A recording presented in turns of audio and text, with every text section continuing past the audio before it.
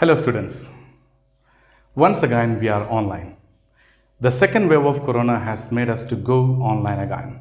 It's not certain when we will be able to get back to our offline classes. Let's pray that we will be able to get back to our offline classes as early as possible. Of course, our last year's online classes were very effective and I hope that this year we will have a better online experience. Ensure that you watch all the classes carefully and follow the instructions of the teachers promptly. Talking about social science online classes, you have to watch the video carefully till the end and you will have to make short notes. Write the short questions and answers into your notebook, then send your notes to my personal number on the very day of the class. While you watch the video, the important points in the chapter will appear here. Note them down into your notebook. After watching this video, you should read the chapter and make short notes as well. Simply sending a message to the group between 10 am and 1 pm will not make you eligible to get attendance. Attendance will be given only when you submit your assignments to the respective teachers. And today we are going to deal with the second chapter of your history textbook, From Trade to Territory, the company establishes power. Of course, half of this chapter was taught in the class, but we'll have to start from the beginning in this online class. So let us see in detail about the chapter, From Trade to Territory, the company establishes power. India was ruled by the Mughal emperors for almost 2 centuries. They began to rule parts of India from 1526 and by 1700 they ruled most of the subcontinent. The Mughal rulers after Aurangzeb were very weak and that enabled the British to conquer different parts of India easily. The last powerful Mughal ruler was Aurangzeb. After his death in 1707, many Mughal governors like Murshid Quli Khan and so on asserted their authority and established regional kingdoms. From the 16th century, India was the main destination of European traders for spices, silk and cotton. European trading companies came to India for acquiring these. There was a stiff competition among the trading companies because all the European traders came to India for the same purpose, for the same things, for the same goods, like cotton, spices and silk. In order to avoid competition from other traders from England or to monopolize trade with India, the East India Company acquired a charter from the ruler of England. Queen Elizabeth I was the ruler of England and she granted East India Company the sole right to trade with the East in 1600. With this charter, the company could sail across the oceans looking for new lands from which they could buy goods at cheap price and sell them at high prices in Europe. The royal charter that gave the sole right to trade with the East did not stop other European trading companies like the French, the Dutch and the Portuguese entering the eastern markets. From Europe, other traders came to India like French traders, Dutch traders or Portuguese traders. The royal charter that gave the sole right to trade with the East did not stop other European trading companies like the French, the Dutch, the Portuguese entering the eastern markets. Because from Europe, other trading companies came, but from England, there was one and only trading company, that was East India Company, British East India Company. By the time the English traders reached India, the Portuguese traders had already established their base in Goa in 1502. The Dutch came to India in 1605 and the French traders arrived on the scene in 1664. As I told you earlier, the demand of all these trading companies was the same. What was that? Cotton, silk and spices. This led to a stiff competition among the European trading companies and so each trading company tried to eliminate the other. This led to fierce battles between the trading companies. They regularly sank each other's ships, blocked routes and prevented rival ships from moving with the supplies of goods. And now let us find out how the East India Company began its trade in Bengal. In 1651, The first English factory was set up on the banks of the river Hooghly in Bengal. Factory was the base from which the company traders, they were known as factors, they were operating from that factory. The company constantly pressurized Mughal officials to give them concessions to do free trade in Bengal. It also made Aurangzeb to issue a farman. Farman is a royal order of the king, granting the company the right to trade duty-free in Bengal. But this smooth trade of the British in Bengal did not last for a long time. The trade led to battles. How the trade will lead to battle? Let us see that. After the death of Aurangzeb, the Bengal Nawabs asserted their power and autonomy over the regions that were under their control. Murshid Quli Khan, Alivardi Khan, and Sirajud-Dawla were the most powerful Nawabs of Bengal. Sirajud-Dawla refused to grant concession to the company which had been granted by Aurangzeb. This infuriated or agitated or irritated the company and finally led to the Battle of Plassey. The Battle of Plassey laid the foundation of the British rule in India. It was fought between the company and Sirajud-Dawla in 1757 at Plassey. The Battle of Plassey became famous because it was the first major victory the company won in India, and that led to the establishment of the British rule in India. And then the company began to expand its rule to other territories. The British annexed Indian states to their territory in many ways. The company never launched a direct military attack on an unknown Indian territory. Instead, it used a variety of political, economic, and diplomatic methods to extend its influence before annexing an Indian kingdom. One such method was forcing the Indian kings to accept a subsidiary alliance. What is this subsidiary alliance? According to the terms of this alliance, Indian rulers were not allowed to have their independent armed forces. They were to be protected by the company but had to pay for the subsidiary forces or the helping forces that the company was supposed to maintain for the purpose of this protection. If the Indian rulers failed to make the payment, then part of their territory was taken as penalty. The territories that were annexed to the British Empire using subsidiary alliance were Awadh and Hyderabad. Awadh was annexed in the year 1801 from the Nawab Saadat Ali Khan II, and Hyderabad was annexed in the year 1799 from Wadayas. The British had installed the Wadayas on power after defeating Tipu Sultan. Don't think that the British never used their military power to conquer the territories in India. They did. Anglo-Maratha wars are good examples for that. The British crushed Marathas in a series of wars.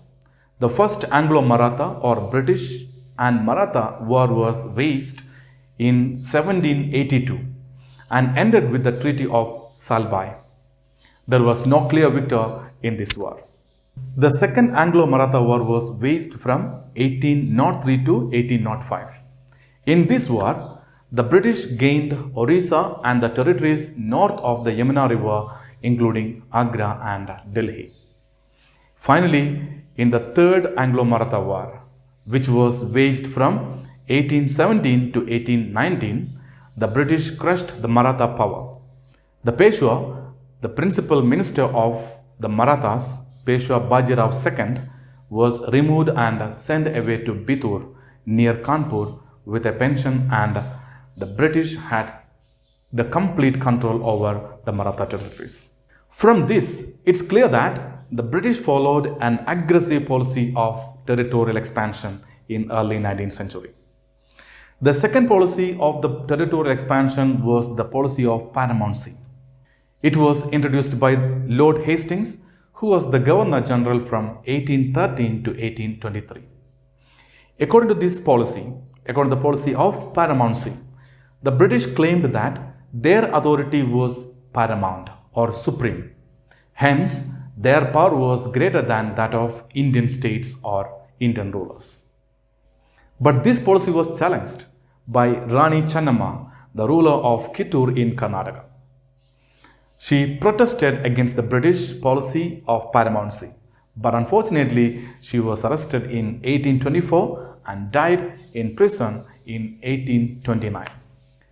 The third policy of territorial expansion was the doctrine of lapse.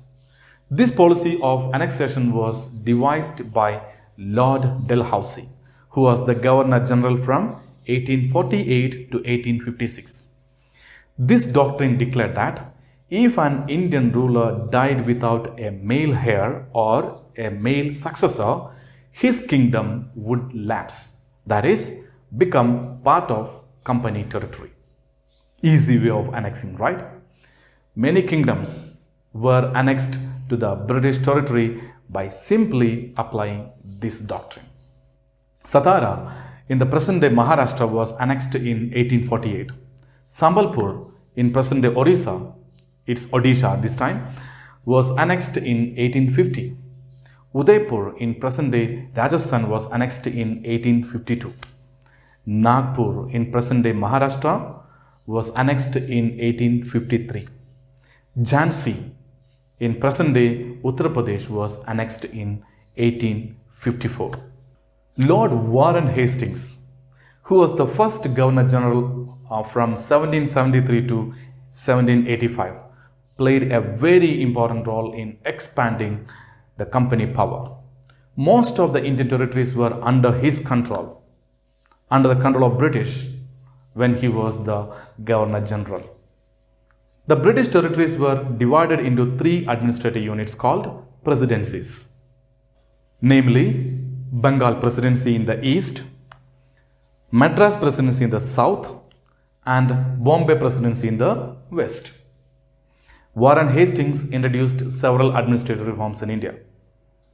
In 1772, a new system of justice was established in India.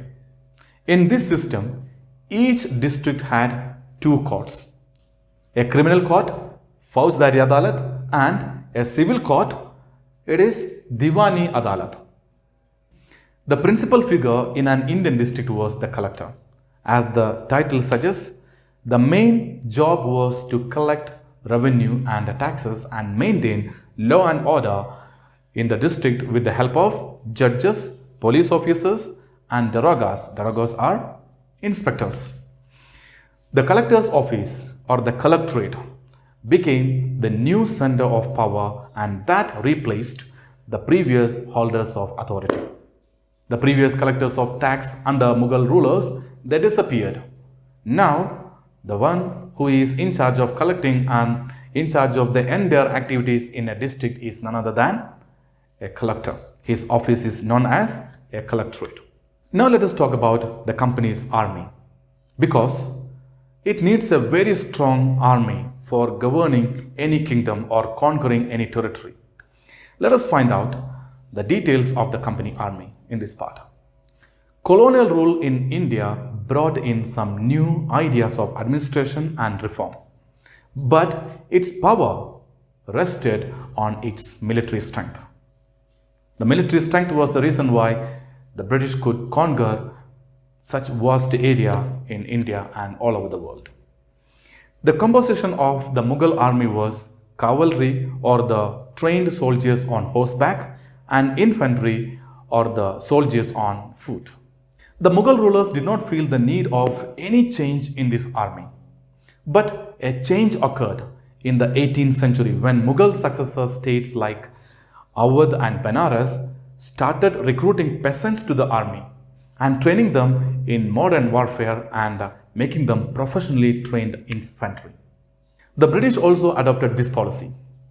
It began recruitment for its own army from peasants, and this army was known as the Sepoy army. Sepoy from the Indian word Sipahi, which means soldier. The warfare technology changed from 1820s, and so the requirement of the cavalry or the soldiers who fought on horseback was declined, because the British soldiers who fought in other countries like Burma, Afghanistan and Egypt were armed with modern weapons like muskets and Matchlocks. Musket is a heavy gun which is used by infantry soldiers, and matchlock it's a type of gun in which the powder was ignited by a match. The soldiers of the company's army in India had to be improved, or they have to be better with the changing military requirement, and its infantry regiments or the soldiers who fought on foot became more important. So the British began to develop a uniform military culture in the early 19th century. Soldiers were given European style training, drill and discipline.